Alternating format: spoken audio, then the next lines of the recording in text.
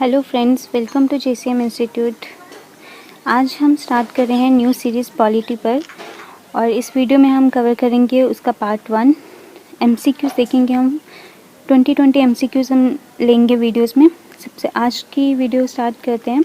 First question है हमारा, a federal structure for India was first put forward by the, कौन से act के अकॉर्डिंगली फेडरल स्ट्रक्चर को कंसीडर किया गया था इंडिया के लिए? तो फर्स्ट ऑप्शन है act of 1909, act of 1919, act of 1935 या फिर act of 1947।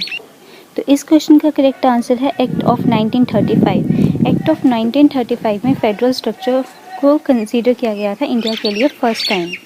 Okay, second question हमारा, which of the following exercise the most profound influence in framing the Indian constitution? इनमें से किसके कॉन्स्टिट्यूशन को हमने कंसीडर किया था इंडियन कॉन्स्टिट्यूशन को फ्रेम करने के लिए? इनमें से कौन सा कॉन्स्टिट्यूशन है जिसका सबसे ज़्यादा इन्फ्लुएंस देखने को मिलता है इंडियन कॉन्स्टिट्यूशन में? British constitution, US constitution, Irish constitution या फिर the government of India act 1935? तो इस क्वेश्चन का करेक्ट आंसर है fourth option, the government of India act 1935। Third question है, how does the constitution of India describe India as? Constitution of India को किस तरह से डिस्क्राइब करता है? A federation of states and union territories, a union of states, Bharatvarsh या फिर अ federated nation?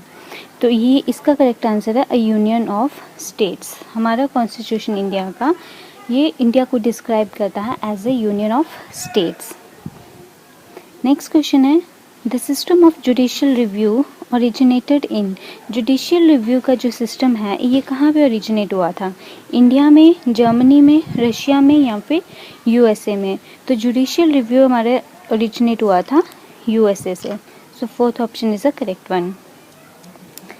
Fifth question है, preventive detention means? Preventive detention का क्या मीनिंग है? Detention for interrogation, detention after interrogation, detention without interrogation या फिर डिटेंशन फॉर कॉग्नाइजेबल ऑफेंस? तो इसका आंसर है detention without interrogation. Preventive detention बोलते हैं जब इंटेरोगेशन के बिना डिटेंशन होती है उसको। सिक्स क्वेश्चन है, what was the basis for constituting the constituent assembly of India?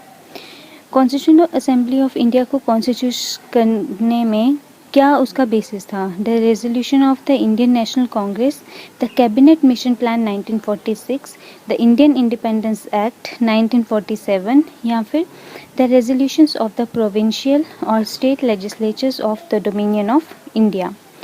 तो second option is a correct one, the cabinet mission plan 1946 को हमने बेस मान के अपना जो कॉन्स्टिट्यूएंट असेंबली है हमारी उसको कॉन्स्टिट्यूट किया था।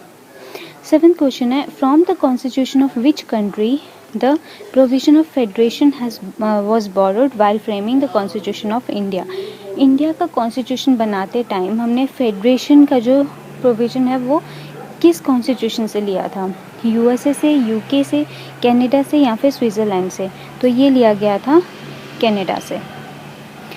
एथ क्वेश्चन है हमारा, who among the following was not a member of the constituent assembly established in July 1946? इनमें से कौन सा कॉन्स्टिट्यूएंट असेंबली का मेंबर नहीं था?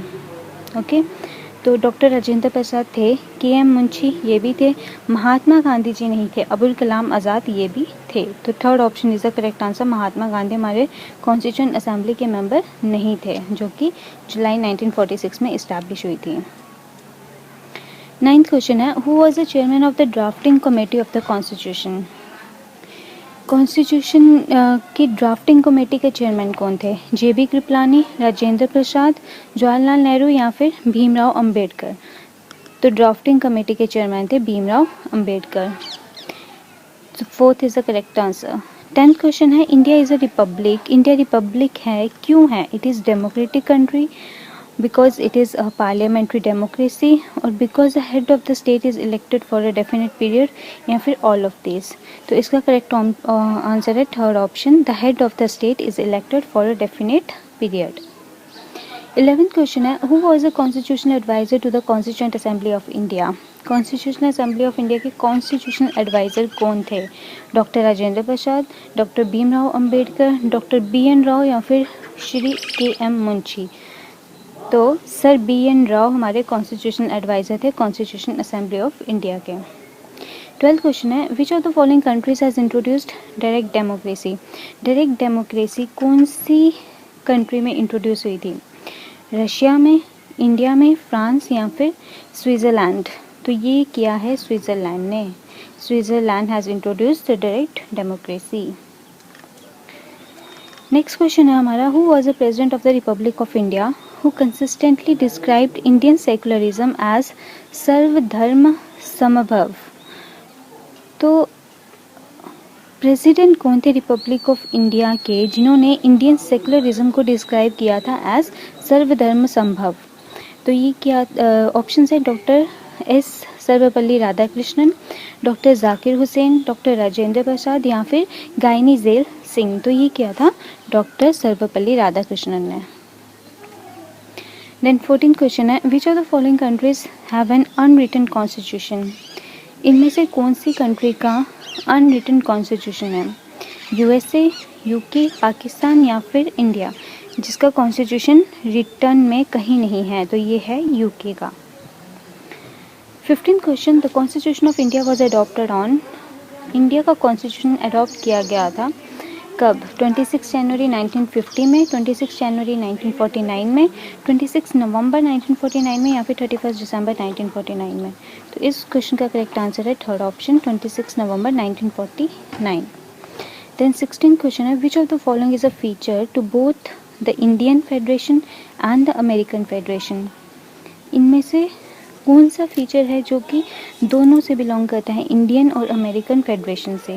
अ single citizenship, dual judiciary, 3 list in the constitution या फिर a federal supreme court to interpret the constitution? तो correct answer is a fourth option, a federal supreme court to interpret the constitution.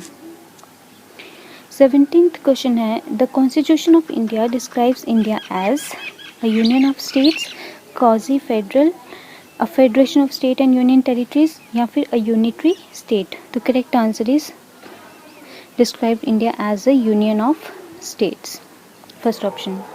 18th question, who among the following was the president of the constituent assembly of India? Constituent assembly of India का president कौन था? Doctor Rajendra Prasad, Jawaharlal Nehru, MA Jinnah या फिर लाल बहादुर शास्त्री? तो constituent assembly के president थे doctor Rajendra Prasad. 19th question, the convention that once a speaker always a speaker is followed in? ये convention कहाँ, कौन सी कंट्री में फॉलो की जाती है कि once a speaker is always a speaker? UK में, USA में, फ्रांस में या फिर इंडिया में? तो ये फॉलो की जाती है UK में। 20th and the last question of this video, Indian penal code came into operation in? Indian penal code कब से स्टार्ट हुआ था, कौन से ईयर से? 1858 से, 1860 से, 1859 या फिर 1862? तो इंडियन पेनल कोड एग्जिस्टेंस में आया 1862 में। तो ये थे हमारे 20 MCQs जो कि हमने पार्ट 1 में कवर किए हैं। नेक्स्ट वीडियो में हम नेक्स्ट 20 और क्वेश्चंस आपके लिए लेकर आएंगे पॉलिटी के। ये सब क्वेश्चंस SSC में मोस्टली आपको रिपीटेड मिलेंगे और काफ़ी हेल्प करेंगे आपको SSC के किसी भी एग्ज़ाम के लिए प्रिपेयर करने में।